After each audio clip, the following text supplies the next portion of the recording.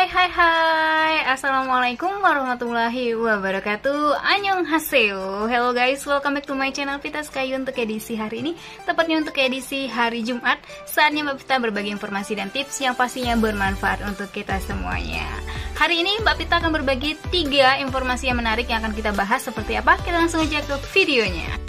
Informasi pertama yang akan Mbak Vita bagikan untuk kalian semuanya adalah tentang mari kita belajar attitude dari hal-hal yang paling kecil. Yang pertama nih, yang penting banget kalian ketahui atau mungkin attitude-nya kita harus perhatikan adalah jangan mengharapkan imbalan saat menolong seseorang. Jadi ada beberapa orang atau mungkin juga Mbak Vita sendiri gitu ya, terkadang berpikir kalau misalnya kita membantu orang lain itu nanti akan mendapatkan sebuah imbalan. For example nih, misalnya kita pinjamin motor ke orang lain, tiba-tiba kita mengharapkan banget kalau motor kita itu diisi bensin sama orang tersebut ya.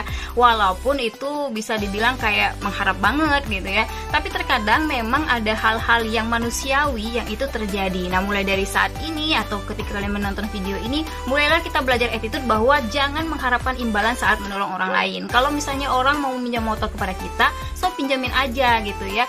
Kalaupun misalnya memang bensin motor tersebut tinggal sedikit, kalian tinggal kasih aja uang ke orang tersebut yang meminjam motor, langsung bilang aja, tolong sekalian aja diisiin bensinnya, tadi tinggal sedikit atau tinggal 1 liter dan sebagainya gitu ya. Jadi itu adalah hal simple yang sering banget terjadi sama kita, dan mungkin juga orang yang meminjam motor tersebut atau membutuhkan kita itu memang benar-benar butuh, bukan untuk mungkin setelah ini akan memberikan imbalan atau sebagainya gitu. Meminta bantuan kita tuh memang karena benar-benar butuh dengan bantuan oleh kita gitu. Jadi itu yang pertama.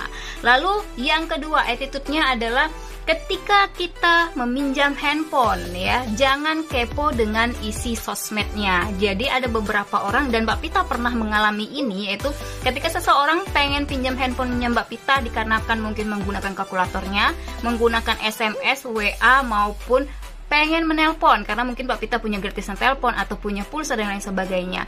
Tapi yang Mbak Vita rasakan di situ adalah ketika mereka mengembalikan handphone itu kepada Mbak Vita dan Mbak Vita cek, ternyata mereka membuka Instagramnya Mbak Vita, membuka juga Facebooknya dan lain sebagainya. Nah, itu adalah privacy seseorang. Jadi kalau meminjam handphone orang lain, jangan pernah kepo dengan isi handphone tersebut, karena itu adalah privacy orang tersebut. Nah, bila orang tersebut menuntut tentang hal-hal yang kalian buka tersebut, ya kalian menjadi tersangka dong, seperti itu. Jadi mulai dari sekarang, ketika meminjam handphone seseorang, maka jangan kepo dengan isinya. Cukup kalian fokus dengan apa yang kalian perlukan dengan handphone tersebut. Misalnya kalian pengen telepon, ya udah nelpon aja. Kalau udah selesai nelpon, kembalikan handphonenya.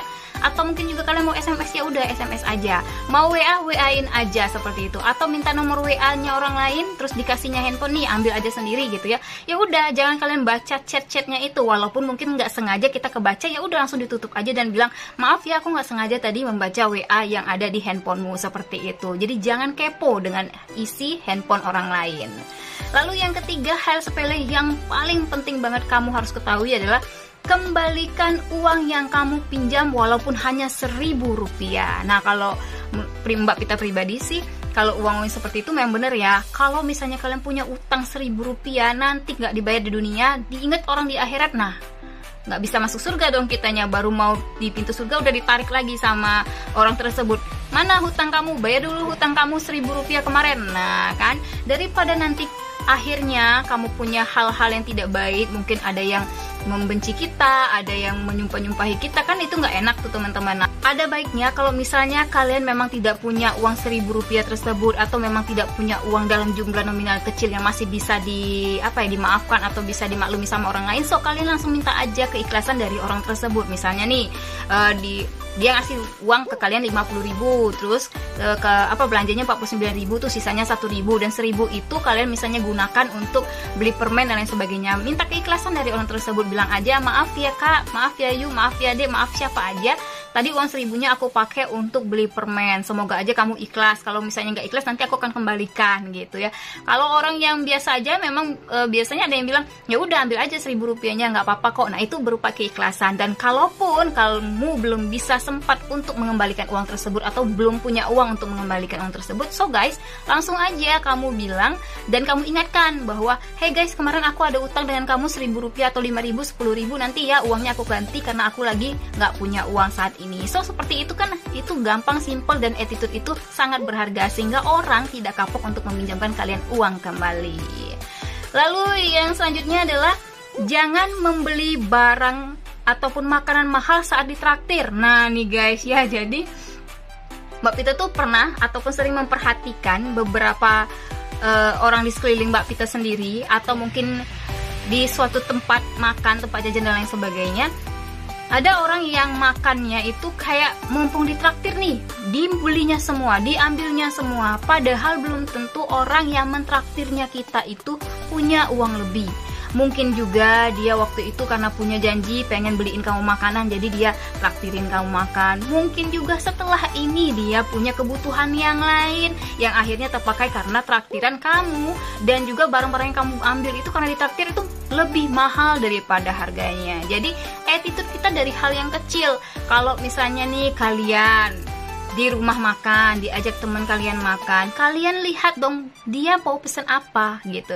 Kalau dia udah pesen ini nih, ya udah sesuaiin aja dengan harganya gitu loh. Kalaupun kalian mau makan yang lebih seperti itu, so gunain aja uang kalian sendiri, uang pribadinya kalian. Nanti kalau misalnya mau bayar di kasir, bilang, Mbak itu minumannya biar saya aja yang bayar karena saya itu pengennya yang seperti itu, jadi saya aja yang bayar seperti itu. Untuk minumannya saja, untuk makanannya silakan minta dibayarkan sama teman yang traktir kamu. Jadi itu simple. Dari simple itulah maka kita bisa melihat attitude seseorang. So guys, jangan membeli barang atau makanan mahal saat ditraktir. Dan yang terakhir adalah jangan menelpon orang lebih dari 2 kali, mungkin karena orang tersebut sibuk. Jadi terkadang kan orang nih kalau nelpon sekali nggak diangkat, diteleponnya lagi 2 kali nggak diangkat, 3 kali, malahan kadang ada orang mereject panggilan tersebut. Ya udah, nggak usah ditelepon lagi, sebaiknya kalian kirimkan dia pesan, atau mungkin kalian bisa WA ke dia kalau memang benar-benar kalian itu urgent seperti itu. Tapi kalau Mbak Pita sendiri secara pribadi lebih suka kalau orang menelpon lebih dari 2 kali. Kalau orang udah nelpon 3 kali, 4 kali, 5 kali, berarti memang orang tersebut benar-benar membutuhkan kita. Karena kalau Mbak Pita pengalaman pernah ditelepon 1 kali, 2 kali sama orang lain, ternyata bukan dia yang nelpon, dia tuh nggak sengaja, ada keponakannya yang kepencet, ada mungkin juga pas dia mau nelpon orang lain karena nama kita yang baru saja ditelepon dia nelpon kayak gitu ya.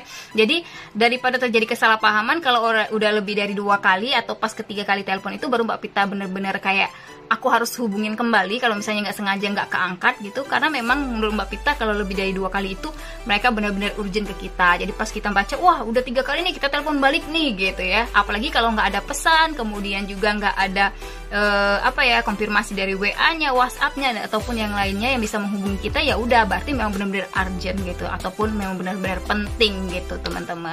Informasi yang kedua nih, kita akan membahas tentang berbagi ilmu ya. Jadi terkadang kita itu suka sekali memberikan salam atau menjawab salam di dalam bahasa Arab, kemudian kita gunakan bahasa Indonesia, karena nggak mungkin kan ketika membaca ataupun membalas WA salam orang lain itu kita menggunakan bahasa Arab. Jadi untuk bahasa Indonesianya, di sini dalam bahasa Arab ada 4 kata amin yang berbeda artinya ataupun maknanya. Jadi kita di sini akan membahas tentang kata amin yang biasanya orang kirim ya gitu teman-teman.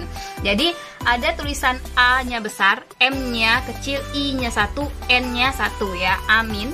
Itu dalam bahasa Arab ditranslatekan ke dalam Indonesia artinya adalah aman. Jadi kalau misalnya kamu ngomongin amin gitu ya ke orang lain, misalnya semoga kita berkah amin kayak gitu ya, berarti artinya adalah aman gitu teman-teman.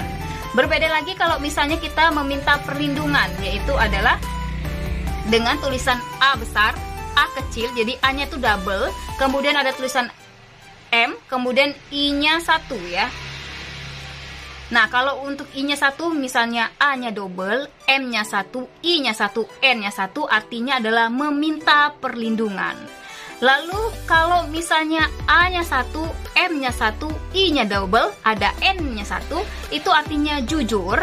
Dan yang terakhir adalah yang sering harus kita lakukan adalah ketika orang mendoakan semoga engkau baik-baik saja, semoga kita barokah dalam suatu hal, maka jawabannya adalah A-nya double, AA, M-nya 1, I-nya 2, N-nya 1. Jadi amin. Amin kayak gitu ya. Jadi artinya adalah ya Allah kabulkanlah doa kami gitu. Jadi kalau misalnya minta dikabulkan doanya yaitu dengan semoga kalian berkah, amin, maka kita akan menulisnya dengan huruf A-nya double, M-nya 1, I-nya double, N-nya 1 seperti itu. Jadi sangat-sangat penting banget ya teman-teman ya. Nah seterusnya setelah itu juga kalau misalnya kita mau insya Allah, penulisannya adalah bukan dengan INSYA spasi Allah gitu ya, karena artinya berbeda. Kalau insya Allah yang Mbak Pita sebutkan tadi artinya menciptakan Allah. Tapi kalau misalnya kalian menuliskan dengan in, kemudian spasi ada SYAA, kemudian spasi Allah, itu artinya dengan izin Allah. Jadi mulai dari sekarang kita mari mengkoreksi tulisan-tulisan kita ya, untuk membalas WA dan lain sebagainya. Yang penting adalah cara penulisannya. Jadi kalau amin artinya adalah ya Allah kabulkanlah doa kami. Tapi kalau untuk amin ya, i-nya double amin, seperti itu adalah jujur.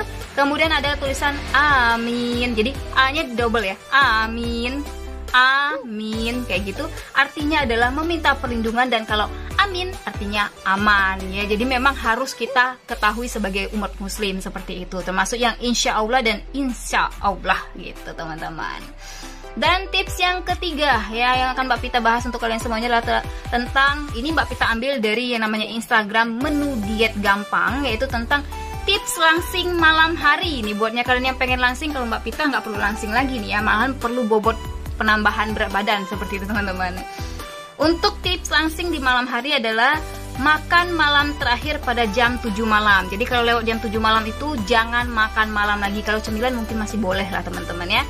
Jika ingin mengemil lewat dari jam 7 malam, maka makanlah buah-buahan. Jadi nggak perlu lagi makan yang berat-berat, cukup makan buah-buahan. Yang ketiga adalah hindari ngemil yang tidak sehat. Misalnya nih kalian makan nasi. Jadi tips langsing di malam hari ini Mbak Pita ambil dari Instagramnya Menu Diet Gampang. Jadi buatnya kalian yang pengen diet sehat, kalian bisa langsung aja ke Instagramnya tersebut. Mbak Pita tulis aja di box deskripsi. Yang pertama adalah makan malam terakhir pada jam 7 malam. Jadi kalau lewat dari jam 7 malam, please deh stop aja ya teman-teman ya. Kecuali kalian pengen ngemil. Dan kalau mau ngemil itu adalah mengemil buah-buahan, karena itu tidak terlalu berat untuk di malam hari. Kemudian hindari untuk mengemil makanan yang tidak sehat, misalnya yang mengandung karbohidrat. Makan mie, mungkin seperti itu ya teman-teman ya. Atau makan makanan yang lain yang lumayan berat seperti itu. Lalu selanjutnya adalah siapkan air putih, dikonsumsi sewaktu-waktu. Jadi misalnya kalian lagi lapar, nggak ada buah-buahan, ya udah konsumsi air putih aja, tapi jangan sampai berlebihan karena itu penting banget untuk asupan yang ada di dalam tubuhnya kita. Dan yang terakhir, jangan tidur terlalu malam alias jangan begadang. Tidurlah di waktu-waktu yang memang dianjurkan, yaitu di pukul 9 malam atau maksimalnya jam 10 malam seperti itu.